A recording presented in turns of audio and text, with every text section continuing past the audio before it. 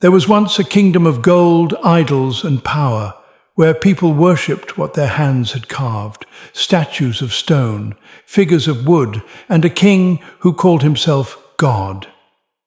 In this kingdom, truth was a threat. Questioning falsehood was rebellion, and one man stood alone. He shattered the idols, he shattered the lies, and they lit a fire for him, so great it roared into the heavens. But Allah, Subḥānahu wa Taʿālā, had a different plan. This is not just a story of fire and survival. It's the story of a heart that feared nothing but its creator. The story of a man who challenged a king and was saved by a single word from the Lord of the worlds. This is the story of Prophet Ibrahim, ʿalayhis salām. In the name of Allah, the most merciful, let's start. Long before Islam reached Arabia, there was a man who walked alone, yet never lonely. Ibrahim, ʿalayhis salām, had questioned everything. He looked at the stars, the moon, the sun, all things his people worshipped, and he said, "I do not love those that disappear." Surah Al-An'am 6:76-79. He knew deep inside only one true God could exist, one creator, one sustainer, Allah, Subḥānahu wa Taʿālā.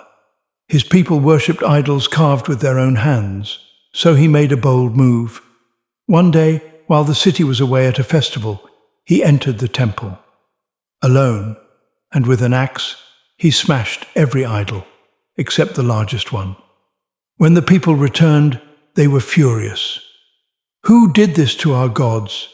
Ibrahim, ዐlayhis salām, stood calmly and pointed to the large idol. "Ask him if he can speak." They were silenced. Deep down, they knew the truth, but their arrogance would not let them admit it. The news reached the king Nimrod, who ruled like a god. He summoned Ibrahim, ዐlayhis salām, and the young prophet spoke the truth to power. He told Nimrod that Allah, Subḥānahu wa Taʿālā, gives life and causes death. Nimrod, arrogant and mocking, said, "I too give life and death," and brought forth 2 prisoners, executed one and spared the other.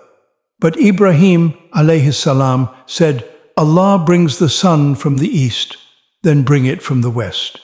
And the king was silenced. Surah Al-Baqarah 2:258.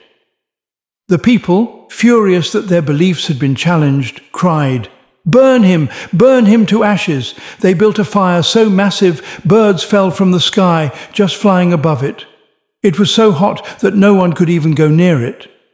They built a giant catapult, tied Ibrahim, ዐlayhis salām, and flung him into the flames. But as he flew through the air, his heart was calm.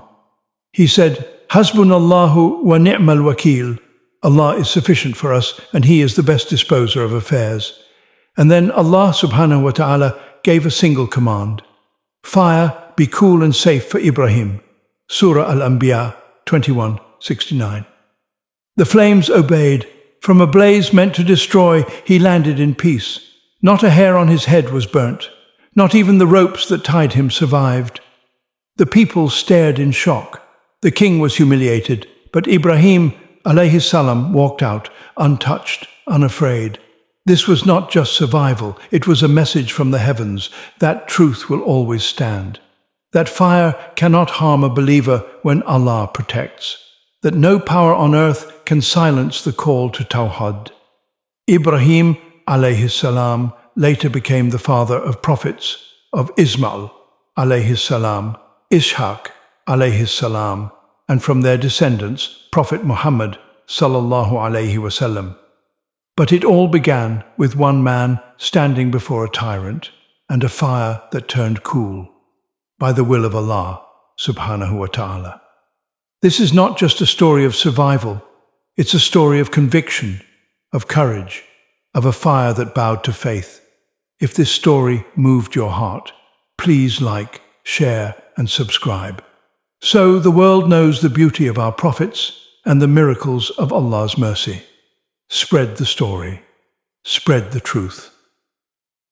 Until next time, As-Salāmu alaykum.